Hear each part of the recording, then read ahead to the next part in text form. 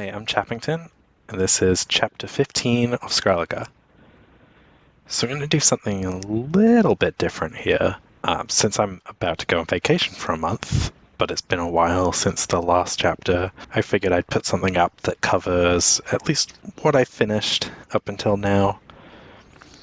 There's a lot of stuff I worked on that won't be showing up, but this should cover the initial rebuilding of Skrælingborough right after the end of the War of 1812. And some of the newer buildings there, like some new markets and widened avenues. And then we'll be looking at the beginnings of railways in Skrælige. Still no steam locomotives, but I'll cover that.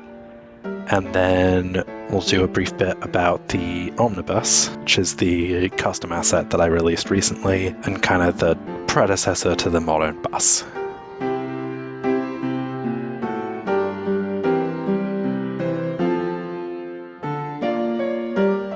So the center of Skrælingborough hadn't really been fully rebuilt after the War of 1812 until the American occupation ended. And so there was a lot of rubble in the middle of town that needed to be cleaned up and have new buildings put in. And the thing took this opportunity to widen some of the roads. The idea being kind of like the avenues in Paris, where it would open things up and give more breathing room. And the roads, they're not particularly narrow here. It's not like slum-like conditions, but the idea was still to have a nice open area with some trees, make it at least a little bit more like nature. So when paving a lot of these dirt roads with cobblestones, it was starting to, while both of the roads are 2 of the small tiles wide, adding the sidewalks makes them look a bit wider, and the node controller was really coming in clutch here. Just being able to shift the roads and shrink them down a bit while still maintaining both lanes of traffic. That was really helpful because you can't exactly, you technically can move buildings, but only really do that with actually important ones. So rather than bulldoze them, just kind of shift the road around to fit the buildings. I've cut some of it, but you'll definitely see some parts where it was a little bit finicky though. One major piece of post-war reconstruction was this new market hall. There had already been a large market building by the docks, but this was a direct replacement for the one in the middle of the city, the old kind of medieval-looking one that burned down. So now instead of all the stalls and things occupying valuable real estate outside, it was all housed under this iron and glass roof, which was super modern for the time. This did involve relocating more graves, but by this point, this was a thing that had been ongoing for the past couple centuries. So there weren't too many people to upset by this point. At this point, I'm also experimenting with a bunch of different architectural styles to give it a mix. Like there's some new brownstones in there, and some of the older Brooklyn buildings, not the ones in the new content creator pack. The famous triple deckers also make their appearance again.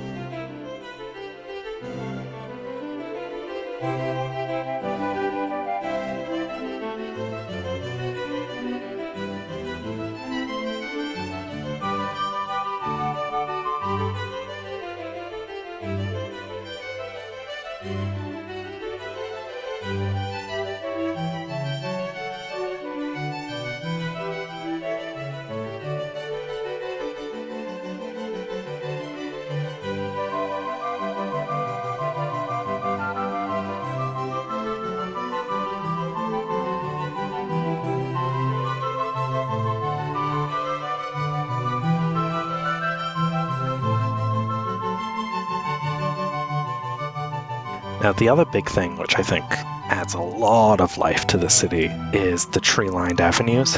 So one of the things was with the demolished buildings, there was a lot of room to widen some of the roads and turn them into avenues, but the step that hadn't been done yet was to put trees on the side.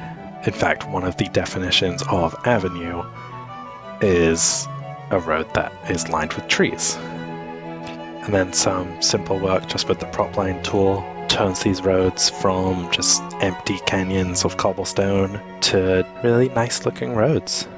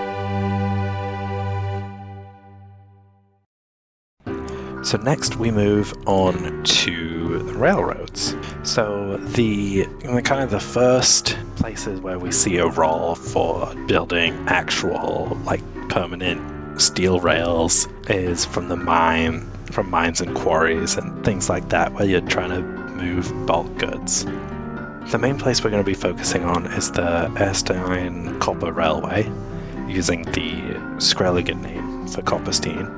And this transported a lot of the ore from the mines, and it brought it down the hill into the expanding industrial area in Skrælingborough. There weren't any, I think steam locomotives existed but weren't widely in use, but here it was just basically wagons and gravity and horses pulling them back up. I haven't actually made vehicles for this, but just use your imagination for now. I don't know if I will end up making an asset for horse-drawn trains just because City Skylines 2 is coming up, and who knows if I'll have time for it. So yeah, just use your imagination. I also put together a Middleton Quarry Railway, but that one isn't finished yet. So this railway is also my first time working with the Railway 2 rails and dealing with the whole, what is nodeless and what do nodes mean exactly in this context. I think I kind of figured it out, not enough to actually explain it, but enough to build something that looks decent. And then the idea is we don't want to have it too steep because, one, the horses aren't going to be able to get the carts back up, and two, when they're going down, they're going to be at least somewhat controlled. And then we also have to set up the other end of the railway. So in the industrial area, we're setting up some tracks that are either going through the road, because that was a little more common earlier on to just have tracks that go just in the middle of the road. I won't say it wasn't an issue. There were definitely, like, you can look at photos of New York City with tracks going down the middle of the road in like the 1800s. And yeah, that was actually pretty dangerous. But they did it in New York City, so somewhere like here, they would probably be perfectly fine with just running it down the middle. Just kind of using whatever space you can.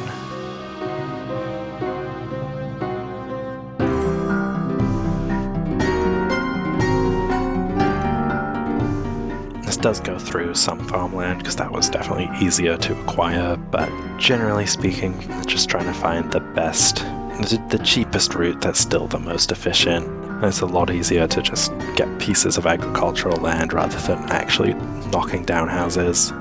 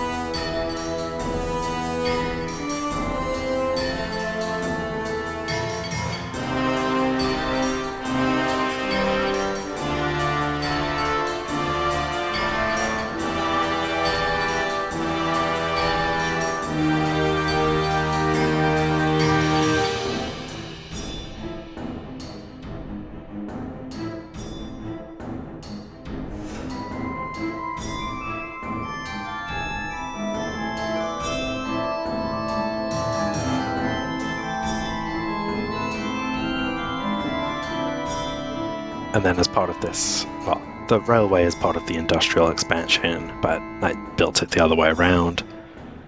Copperstein is getting a pretty significant expansion, so we can squeeze in the loading docks for the ore and a lot more housing. There's even a school added in here. So just kind of becoming an industrial town.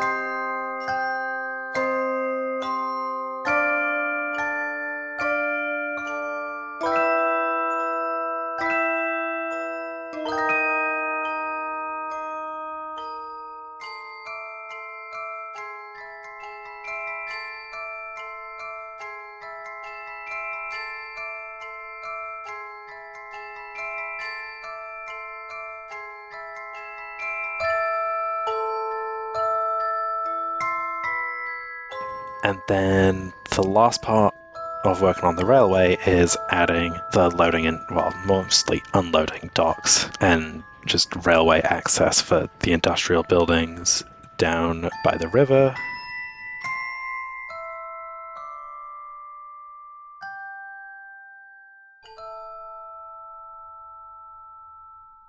And here we run into the issue where the Floodberger means that there's kind of a big rise right at the end when you get to the buildings. So we end up chipping away at that a little bit, just lowering the terrain. Hopefully that doesn't come back to bite them.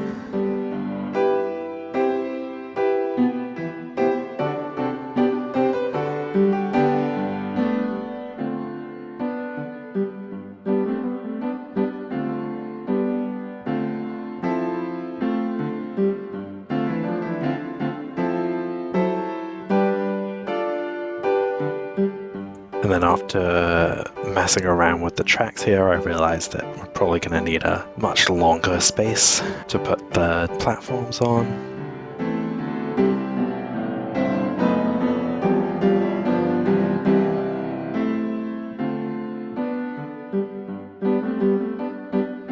Also start adding these Industrial Revolution. I think it was Revolution. Let me check that. Oh, Industrial Evolution. Some really nice buildings by Ivania.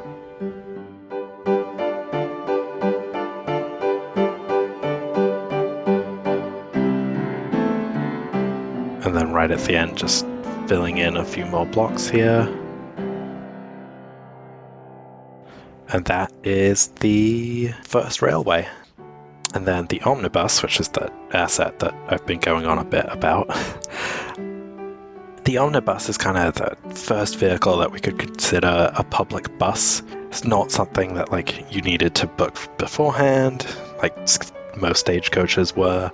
Technically, this was first invented in 1662 by Blaise Pascal in Paris, but that ended in 1677, and then it was only next seen in Manchester in 1824, and then it started to spread to some other cities, including New York City in 1827, returned to Paris in 1828, and London in 1831.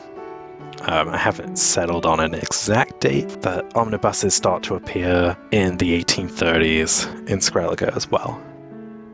With the massive expansion of all the towns, having a slightly faster way to get around was useful. It wasn't nearly as much of a speed increase that trams and later passenger trains would bring, but this was the start of actually having transportation that would get people around cities faster.